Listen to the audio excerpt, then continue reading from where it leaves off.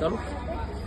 આજ રોજ ખેડા જિલ્લાના બસો તાલુકાના લવાલ ગામે બૈપતસિંહ બાપુના આશ્રમમાં બૈપતસિંહ ફાઉન્ડેશન ત્યાં આવે છું અને અહીંયા વૃદ્ધાશ્રમ તેમજ બાળકોની સ્કૂલ છે અને અહીંયા એક એવું ફાઉન્ડેશન ઊભું કર્યું છે.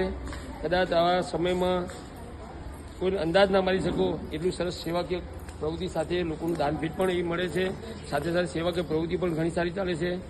એટલે આજે અચાનક જ અહીંયા લવાલ ગામે આવવાનું થયું. ખરેખર જગ્યા પર આવ્યા પછી એવું લાગ્યું કે જે વિડીયો આવે છે એ પ્રમાણે અહીંયા પણ એવી પ્રવૃત્તિ અને એવું આશ્રમ, અહીંયા 3 માળની હોસ્ટેલ અને સરસ મજાનું અહીંયા વાતાવરણ છે.